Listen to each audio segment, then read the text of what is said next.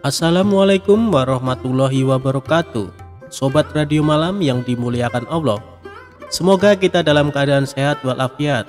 Amin ya robbal alamin. Melototnya saja membuat orang lari ketakutan, padahal Abu Nawas sedang sakit gigi.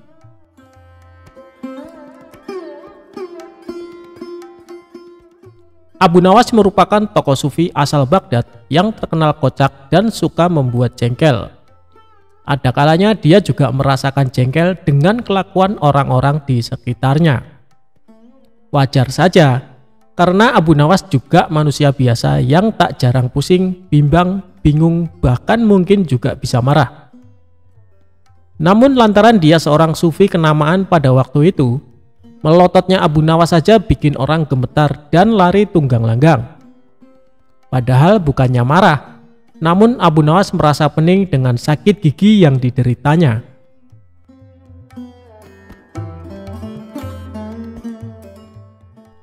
Dikisahkan ada seorang penggembala yang mempunyai masalah dengan pendengaran alias tuli. Namun meski ia tuli sejak lahir, ia tak pernah mengeluh dengan kekurangannya itu. Kegiatan sehari-harinya adalah membawa domba-domba gembalanya di sebuah padang rumput berbukit yang tak jauh dari rumahnya. Pada suatu hari, saat ia sedang mengembalakan domba-dombanya, si gembala tuli merasakan sakit perut. Ia sudah tak kuat menahan untuk buang air besar dan terpaksa harus memutuskan pulang ke rumah untuk membuang hajat. Bak Dayung bersambut. Di tengah-tengah kegalauannya antara harus pulang ke rumah dengan rasa khawatir lantaran harus meninggalkan domba gembalaannya, tiba-tiba ia melihat ada seorang yang tak jauh darinya sedang menyabit rumput. Ia pun menghampirinya dan berkata, "Hai kawan, tolong jaga domba-domba ini ya, dan tolong awasi jangan sampai ada yang berkeliaran hingga tersesat. Aku akan pulang ke rumah sebentar untuk buang air besar," kata penggembala. Diketahui pemotong rumput tersebut ternyata juga tuli. Ia tak mendengar apapun yang pengembala itu katakan.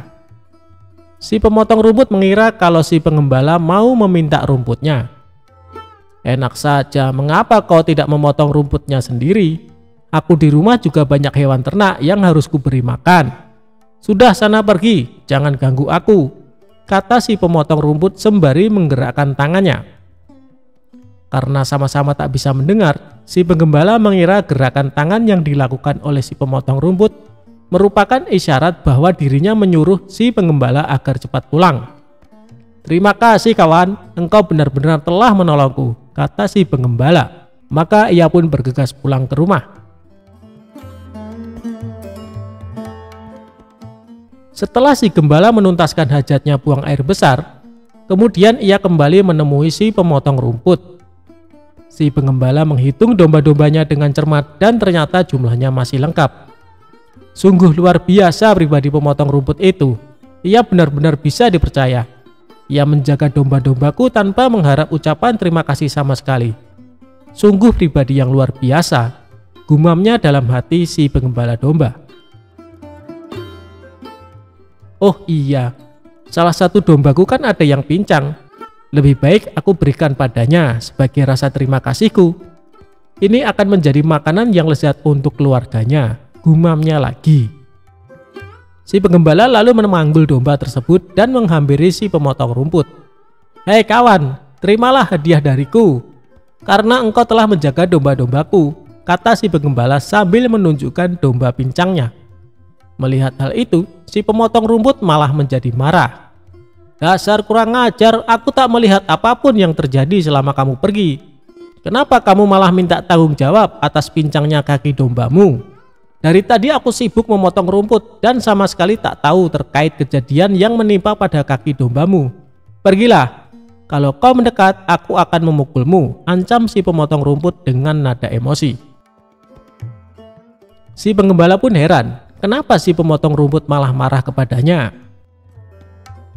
Tiba-tiba lewatlah seseorang dengan menaiki kuda, tapi ternyata dia adalah seorang pencuri kuda yang telinganya juga tuli, dan kuda yang ditungganginya adalah hasil curian. Si penggembala lalu berteriak memanggil si penunggang kuda. "Tuan, tolong katakan padaku, apa yang diucapkan si pemotong rumput ini? Aku ini tuli, Tuan.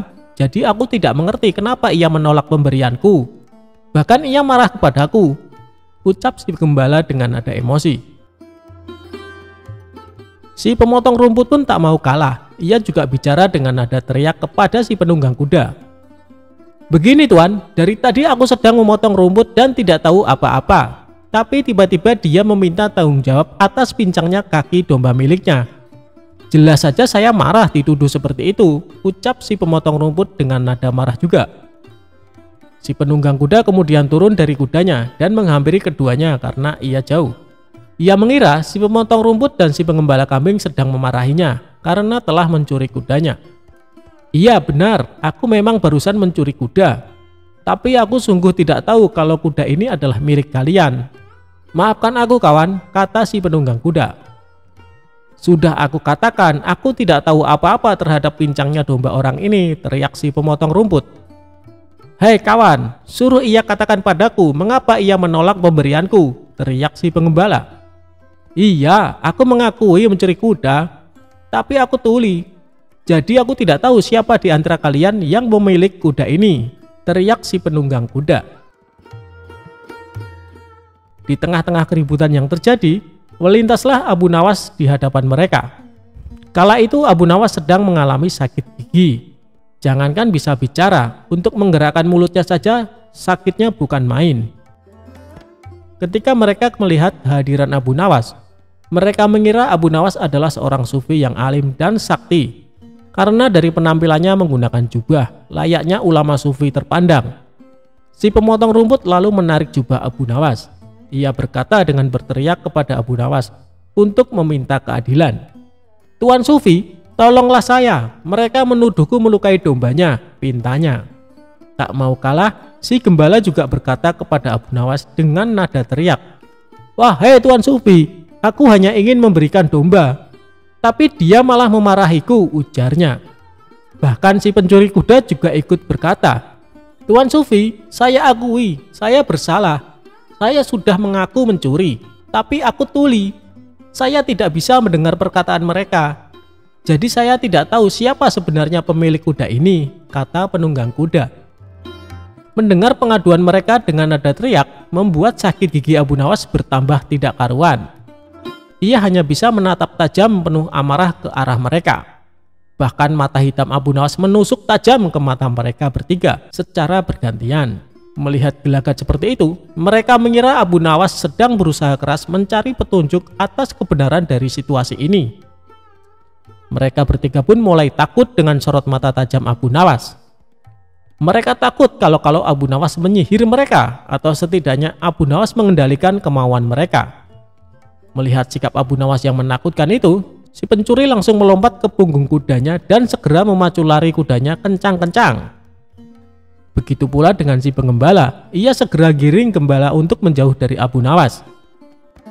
Sementara si pemotong rumput yang sedari tadi gemetar, ia segera mengemasi hasil sabitan rumputnya ke dalam kantong dan mengangkatnya di bahu, lalu berlari menjauhi Abu Nawas.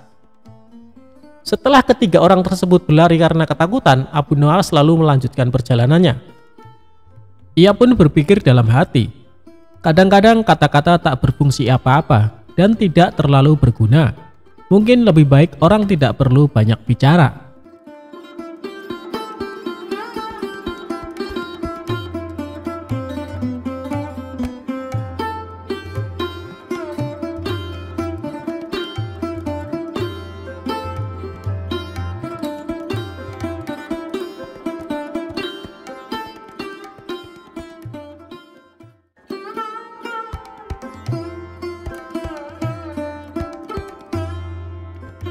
Assalamualaikum warahmatullahi wabarakatuh.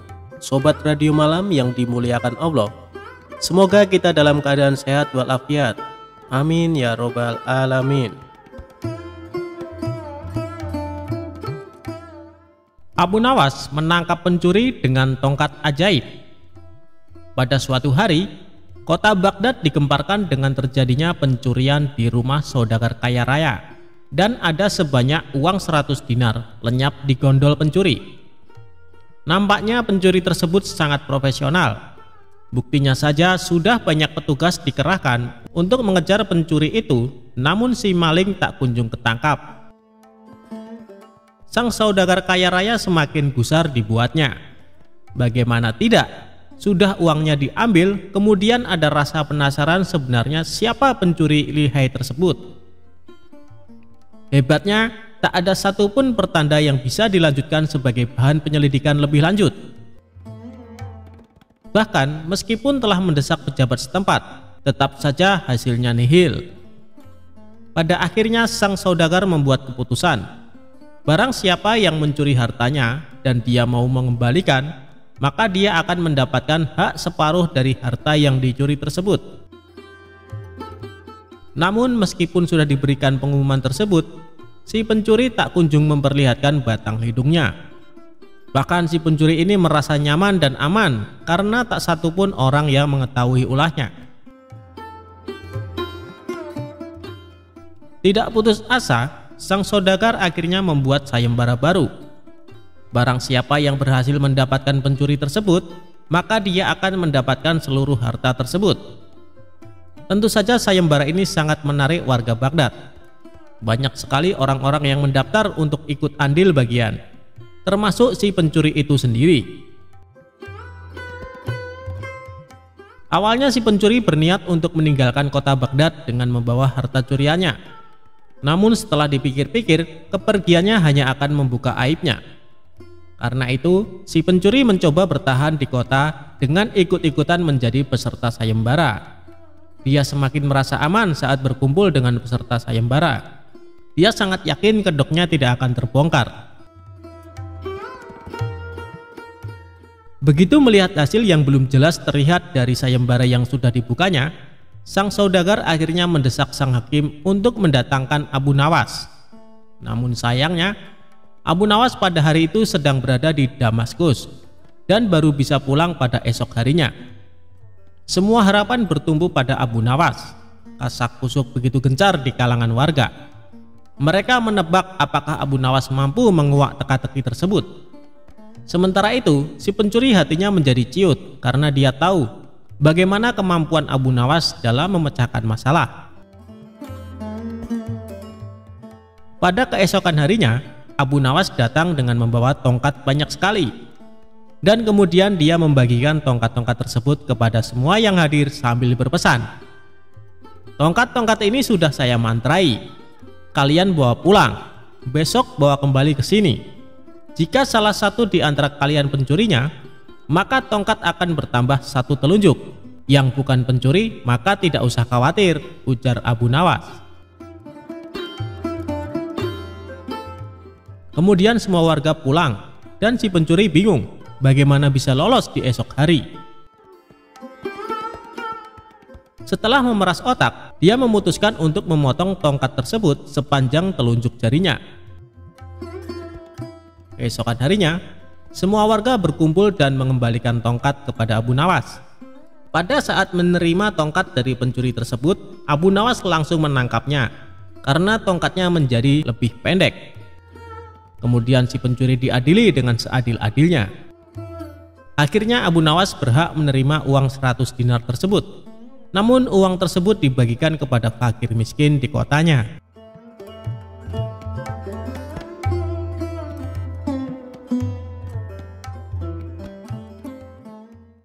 Abu Nawas jual arak.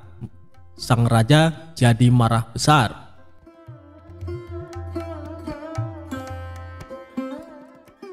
Selalu ada cara yang dilakukan oleh Abu Nawas untuk tidak dimarahi oleh baginda raja. Setiap perbuatan yang dilakukan pasti ada saja kesalahan yang membuat sang raja marah. Namun bukan Abu Nawas jika tidak bisa membuat sang raja menjadi marah karena perbuatan Abu Nawas. Abu Nawas sendiri menjadi terkenal karena puisinya yang jenaka dan lucu. Tidak berhubungan dengan tema-tema tradisional seperti tema padang pasir, tetapi juga berbicara tentang kehidupan kota dan menyanyikan kegembiraan meminum anggur, serta cinta dari anak laki-laki muda dengan humor nakal. Kisah Abu Nawas kali ini menceritakan sang raja marah besar karena kedapatan Abu Nawas menjual arak. Suatu saat Abu Nawas kepergok membawa botol arak berwarna merah dan sang raja menegurnya. Namun Abu Nawas menyangkal kalau dia membawa arak. Ia menyebutnya air susu yang pemalu. Kecerdasan Abu Nawas benar-benar menghibur baginda raja. Suatu ketika, sang raja murka melihat pekerjaan pengawal kerajaan tidak beres. Setelah diselidiki, para pengawal itu ternyata sedang mabuk-mabukan. "Wahai para pengawalku semua, sudah sering kuingatkan kau jangan sering mabuk-mabukan," ujar baginda raja. Para pengawal terlihat gemetar, mereka menunduk, tidak berani menatap wajah sang raja karena merasa bersalah. "Ceritakan kepadaku, dari mana kalian mendapat arak itu?" tanya sang raja. Untuk beberapa saat para pengawal itu tidak mau mengaku. Namun setelah raja membentak, para pengawal pun mengaku. "Abu Nawaslah yang membawa arak itu, kami juga diajari mabuk-mabukan olehnya," ujar salah seorang pengawal. "Cepat bawa Abu Nawas ke hadapanku sekarang juga, kalau tidak kalian yang akan menerima hukuman dariku," ujar sang raja. Keesokan harinya para pengawal itu mendatangi rumah Abu Nawas yang sangat sederhana. Sesampainya di rumah Abu Nawas, salah seorang pengawal berkata, "Bawalah botol ini dan katakan ini semua atas perintahmu." "Tunggu dulu, dengan minuman arak ini aku pasti dihukum oleh raja," kata Abu Nawas. "Jika engkau lolos dari hukuman raja, aku akan memberimu sejumlah dinar," ucap sang pengawal. "Lalu apa keuntunganmu memberiku sejumlah dinar?" ucap Abu Nawas. "Jika engkau lolos dari hukuman raja, maka kami juga akan lolos dari hukuman raja. Gunakanlah kecerdasanmu mengelabui raja," kata pengawal itu. Akhirnya Abu Nawas pergi menemui baginda raja membawa arak dengan botol merah. "Wahai Abu Nawas, apa yang engkau pegang itu?" tanya baginda raja. "Ini susu baginda, rasanya enak sekali," jawab Abu Nawas seenaknya. "Bagaimana itu susu? Air itu berwarna merah, sedangkan susu berwarna putih bersih," kata raja. Sang raja pun mengambil botol yang dipegang Abu Nawas. "Betul sang baginda, susu itu berwarna putih bersih. Dia berubah merah karena malu bertemu baginda, dan berubah warna jadi merah merona," jawab Abu Nawas dengan mencoba mengambil hatinya raja yang rupawan. Sang raja pun tertawa sambil geleng-geleng kepala meninggalkan Abu Nawas. Meski ia tahu yang dibawa oleh Abu Nawas adalah arak. "Baiklah, aku maafkan kalian. Tapi jika kalian mengulangi lagi perbuatan kalian, maka hukumannya berlipat ganda," titah sang raja. Dan akhirnya sang raja pun mengampuni kesalahan para pengawal. Sedangkan Abu Nawas mendapatkan sejumlah dinar dari para pengawal karena telah berhasil melaksanakan misinya.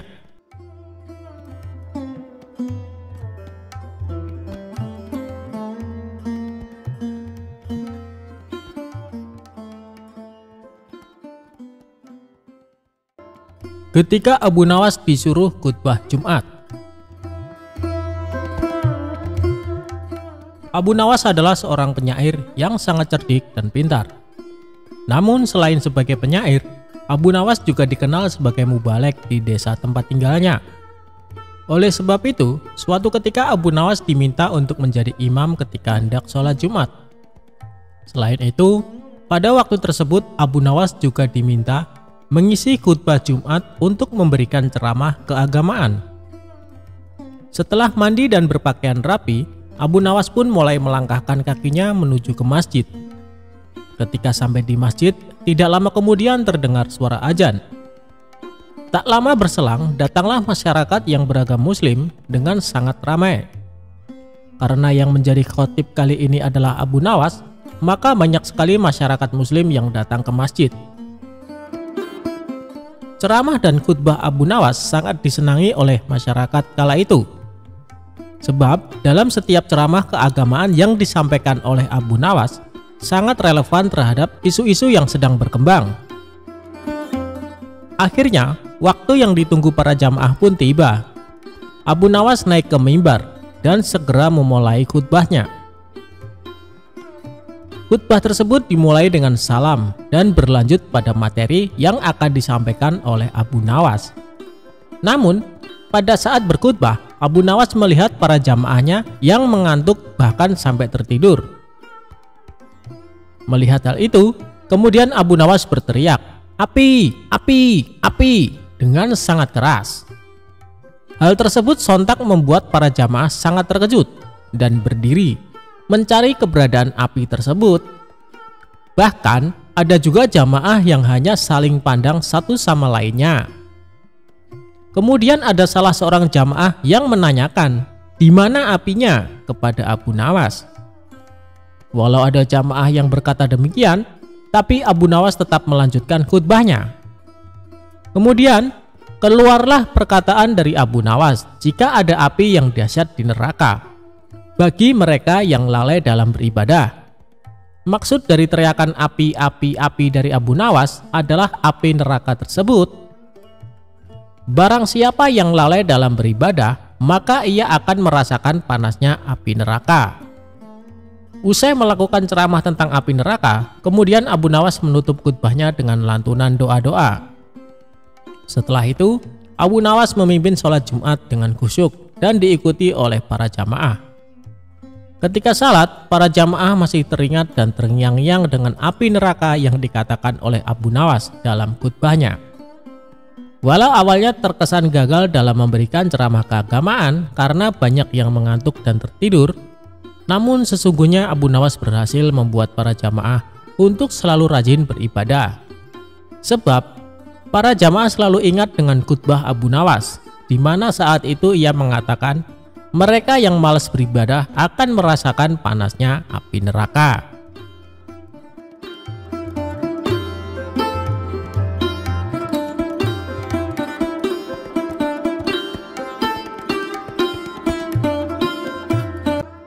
Kisah Abu Nawas dihukum raja minum air mendidih. Inilah akhirnya. Abu Nawas merupakan pujangga Arab yang terkenal cerdas dan cerdik dalam menghadapi segala permasalahan. Ia hidup sejaman dengan Baginda Raja Harun. Bahkan Abu Nawas merupakan salah satu rakyat yang sangat dekat dengannya. Di sisi lain, ia juga salah satu warganya yang sering mendapatkan hukuman dari Baginda Raja. Tapi yang membuat Baginda Raja kesal, Abu Nawas selalu saja bisa lolos dari hukuman karena kecerdikannya. Dan kali ini Abu Nawas kembali melakukan kesalahan. Abu Nawas ketahuan prajurit istana tengah menenggak minuman keras. Dengan cepat para prajurit ini segera menangkap dan membawanya ke hadapan Baginda Raja. Abu Nawas, kelakuanmu masih saja tidak berubah. Selama ini aku sudah berbaik hati sama kamu.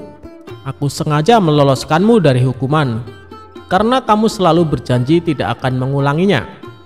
Tapi kali ini sudah tidak bisa ditolerir lagi. Apapun alasanmu, kamu tetap akan saya hukum, ucap Baginda Raja. Sementara Abu Nawas hanya terdiam, kepalanya tertunduk tak berani menatap. Kira-kira hukuman apa yang pantas diberikan supaya Abu Nawas kapok dengan perbuatannya? Tanya Baginda Raja kepada penasehat istana. Kemudian penasehat istana mengusulkan, bagaimana kalau Abu Nawas dihukum dengan cara minum air yang mendidih? Ternyata usulan tersebut langsung diterima Baginda Raja. Usulanmu bagus sekali, saya setuju denganmu, kata Baginda Raja. Seketika Abu Nawas langsung pucat, tubuhnya menjadi gemetaran karena sama saja ia akan dihukum mati. Ampun Paduka yang mulia, hamba mohon keringanan hukuman, minta Abu Nawas. Keputusanku sudah bulat Abu Nawas, dan tak bisa ditawar-tawar, balas Baginda Raja. Baiklah Paduka, kalau itu memang sudah keputusan Paduka, saya terima dengan berat hati. Tapi sebelum saya menjalani hukuman, izinkan saya menemui istri dan anak-anak saya untuk berpamitan, ujar Abu Nawas. Sejenak Baginda Raja terdiam. Ia heran dengan kata-kata Abu Nawas yang berpamitan. Maksudnya bagaimana Abu Nawas? Tanya Baginda Raja merasa heran. Begini Paduka, apabila air mendidih masuk ke dalam perut, bukan hanya lidah dan bibir saja yang akan melepuh, tapi semua organ tubuh di dalamnya juga ikut melepuh. Tidak menutup kemungkinan saya akan mati saat itu juga, jelas Abu Nawas. Baginda Raja pun terkejut, ia tak menyadari akan hal itu. Kasihan juga Abu Nawas, tapi masa saya harus menarik kembali ucapan saya? Itu tidak mungkin. Martabat saya sebagai raja akan jatuh, pikir Baginda Raja. Baiklah Abu Nawas, saya penuhi permintaanmu. Sekarang juga kamu pulang, tapi besok kamu harus sudah ada di sini, titah Baginda Raja. Abu Nawas pun lalu pamit pulang. Sesampainya di rumah, Abu Nawas memberitahu istri dan anak-anaknya tentang hukuman yang akan dijalani. Mengapa Baginda Raja sekejam itu? Kata istrinya tak terima.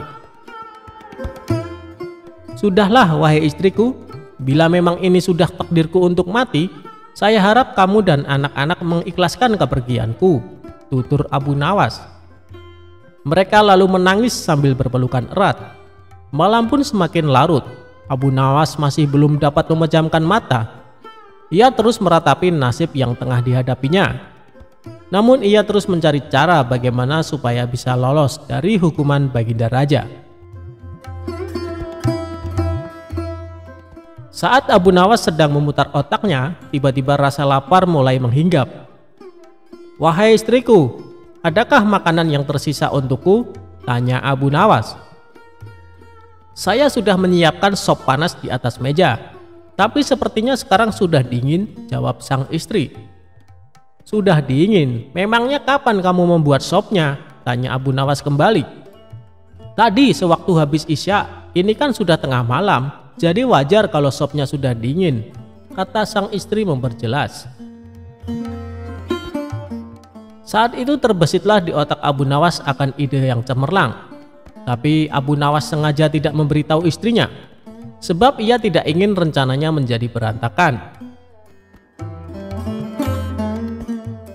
Setelah menjelang pagi hari, Abu Nawas mengumpulkan para tetangganya, dan ia memberitahu mereka bahwa dirinya akan dihukum mati, dan ia meminta agar para tetangganya ini ikut bersamanya ke istana. Berita mengejutkan ini tentu saja membuat para tetangganya kaget. Ia tak menyangka Baginda Raja bisa sekejam itu. Abu Nawas, kamu kan dekat dengan Baginda Raja, kenapa tidak minta ampun darinya? Tanya mereka. Biarlah, nasi sudah menjadi bubur. Baginda Raja juga tidak akan mencabut ucapannya, terang Abu Nawas. Maka berangkatlah Abu Nawas ke istana dengan didampingi keluarga dan para tetangganya. Melihat kedatangan Abu Nawas bersama orang banyak, Baginda Raja pun bertanya, "Hei Abu Nawas, kenapa kau bawa orang banyak sekali? Apakah kau hendak melawanku?" Dengan ekspresi wajah sedihnya, Abu Nawas menjawab, "Ampun Paduka. Paduka jangan salah paham. Mereka semua adalah tetangga saya Paduka. Mereka ingin melepas kepergian saya." Baginda Raja pun akhirnya tidak keberatan akan hal itu. "Baiklah Abu Nawas, apakah kau siap menjalani hukuman?" tanya Baginda Raja. "Saya siap Paduka, silahkan bawa kemari air mendidihnya," balas Abu Nawas. Lalu beberapa prajurit istana membawakan bejana yang berisi air mendidih ke hadapan Abu Nawas. "Sekarang kamu minum air mendidih itu Abu Nawas," kata Baginda Raja. "Siap Paduka yang mulia, tapi sebelumnya izinkan saya meminta maaf dan berpamitan kepada keluarga saya dan para tetangganya," pinta Abu Nawas. "Oh silakan," ucap Baginda Raja. Abu Nawas pun menghampiri istri dan anak-anaknya. Suara tangis istri dan anak-anak Abu Nawas pun pecah. Orang-orang yang hadir pun ikut bersedih, tak terasa air mata Baginda Raja juga ikut menetes. Sebenarnya Baginda Raja tidak tega, tapi ia tidak mungkin membatalkan hukuman. Karena banyaknya tetangga yang ikut hadir, tentu saja memakan waktu lama hingga tak terasa Air mendidih yang ada di dalam bejana menjadi dingin. Setelah Abu Nawas selesai berpamitan, ia segera mengambil air di bejana dan meminumnya sampai habis. Tentu saja Abu Nawas tidak mengalami suatu apapun, sebab air yang ada di dalam bejana sudah menjadi dingin. Paduka yang mulia, saya sudah menjalani hukuman. Izinkan saya pulang, pinta Abu Nawas. Melihat hal itu, Baginda Raja menjadi bengong. Hei Abu Nawas, bukankah saya menyuruhmu minum air mendidih? Tanya Baginda Raja. Benar Paduka, tapi air di bejana itu kan tadinya mendidih. Jangan salahkan saya kalau air itu menjadi dingin. Saya hanya melakukan apa yang seharusnya saya lakukan, jawab Abu Nawas. Dengan kecerdikannya inilah Abu Nawas kembali lolos dari hukuman maut. Ia pun dibolehkan pulang oleh Baginda Raja bersama anak istri dan para tetangganya. Itulah kisah kecerdikan Abu Nawas dalam menghadapi permasalahan dalam hidupnya.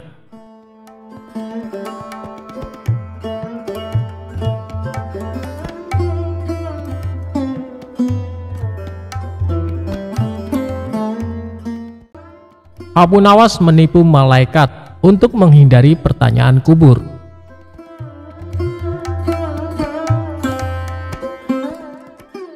Abu Nawas adalah seorang sosok yang dekat dengan Khalifah Harun. Semasa hidupnya, Abu Nawas dikenal sebagai orang yang cerdik, jahil, dan kerap membuat orang sekitarnya jengkel. Tidak hanya pada manusia, kejahilan Abu Nawas juga pernah terjadi kepada malaikat. Dia mengelabui malaikat Mungkar dan Nakir ketika Abu Nawas wafat. Hal ini bermula ketika Abu Nawas menjadi buronan sang raja yang ketika itu marah kepadanya. Para pasukan mencari Abu Nawas atas perintah raja agar ditangkap dalam keadaan hidup atau mati. Setelah mencari kesana kemari, pasukan sang raja nihil menangkap Abu Nawas dan kembali pulang ke kerajaan.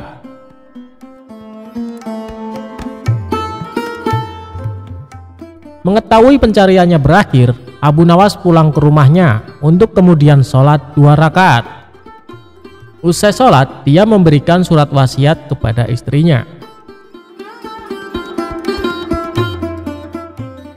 Beberapa waktu pun berlalu dan Abu Nawas wafat. Dari situ, kisah Abu Nawas menipu malaikat pun dimulai.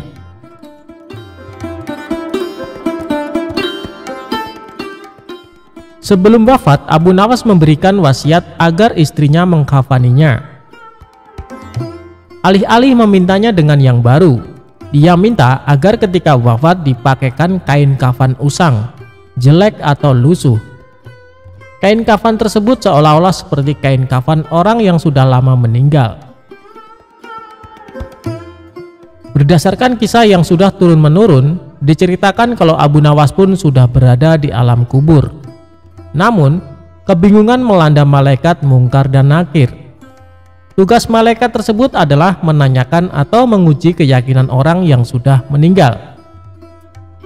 Mereka bingung karena arwah tersebut menggunakan kain kafan kotor dan lusuh, tidak seperti orang yang baru meninggal. Kedua malaikat itu pun berdebat, apakah orang tersebut merupakan penghuni lama atau baru di alam kubur. Setelah berdebat panjang, kedua malaikat bersepakat untuk menanyakan keimanan arwah tersebut. Man robuka, atau siapa Tuhanmu? Tanya malaikat Mungkar. Mendengar pertanyaan itu, Abu Nawas sedikit ketakutan dan hening sesaat untuk kemudian menjawab pertanyaan malaikat. Wahai malaikat, tidakkah kau tahu bahwa kain kafanku ini sudah lama? Bukan orang yang baru meninggal dunia, jawabnya. Mendengar jawaban itu, malaikat makin dibuat bingung dan terdiam.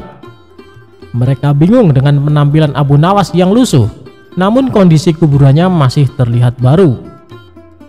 Perdebatan pun kembali terjadi sambil pandangannya tak lepas dari Abu Nawas. Pada akhirnya, malaikat mendapat suatu keputusan. Malaikat memutuskan kalau Abu Nawas adalah penghuni lama dan tidak menanyakan lebih lanjut. Kedua malaikat itu lantas pergi dan berpindah ke kuburan lain dan bertanya-tanya apakah mereka sedang dijahili.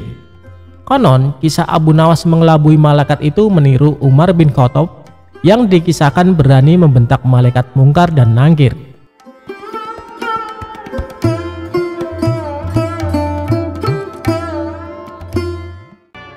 Abu Nawas kok ditipu? Ya ditipu balik pelakunya.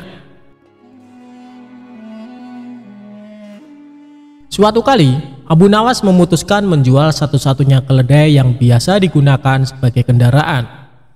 Karena dia sangat membutuhkan uang. Istrinya pun menyetujui rencana itu. Dalam perjalanannya ke pasar hewan, dia bertemu seseorang. Orang itu lantas menanyakan harga jual ternak yang disebutnya sebagai kambing. Berkerutlah kening Abu Nawas karena orang itu menyebut keledainya sebagai kambing. Abu Nawas menyanggah bahwa hewan yang dibawanya bukanlah kambing, tetapi keledai. Seseorang tadi lantas menantang Abu Nawas untuk segera menjual hewan itu di pasar. Abu Nawas tentu akan memperoleh harga yang amat murah menurutnya. Abu Nawas meneruskan perjalanannya. Dia tak terlalu menghiraukan seseorang yang baru bicara dengannya tadi. Tak lama berselang ia bertemu seseorang lagi ketika dia sedang menunggangi keledainya. Dia menanyakan mengapa Abu Nawas menunggangi seekor kambing yang bukan merupakan hewan tunggangan. Abu Nawas tentu saja langsung menyangkal dan menyebut bahwa hewannya itu adalah keledai yang merupakan hewan kendaraan. Orang kedua yang bicara dengan Abu Nawas ini mempersilahkan Abu Nawas untuk menanyakan sendiri kepada orang-orang di pasar apakah hewannya itu kambing atau keledai. Kali ini Abu Nawas lagi-lagi tak ambil pusing soal kambing atau keledai. Abu Nawas berjalan lagi menuju ke pasar. Belum sampai di pasar, dia bertemu lagi dengan seseorang yang menyaksikan bahwa hewan yang dibawa itu merupakan keledai. Dia menanyakan kepada Abu Nawas, hendak kemanakah kambing itu dibawa? Abu Nawas jadi terperangah dan mulai ragu. Sudah 3 orang menyebut keledainya itu sebagai kambing. Orang ketiga ini terus meyakinkan bahwa hewan yang dibawa Abu Nawas merupakan kambing. Akhirnya di tangan orang keempat Abu Nawas menjual kambing itu dengan harga 3 dirham. Sesampainya di rumah, Abu Nawas mendapat omelan dari sang istri karena menjual keledai dengan harga sangat murah. Dia baru menyadari kalau dirinya baru saja kena tipu oleh kawanan orang yang telah bekerja sama.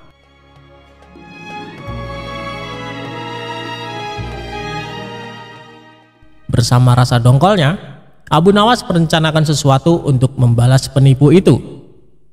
Dia cari kayu dari hutan dan direkayasanya seolah-olah merupakan kayu ajaib yang bisa mewujudkan apa saja yang diinginkannya.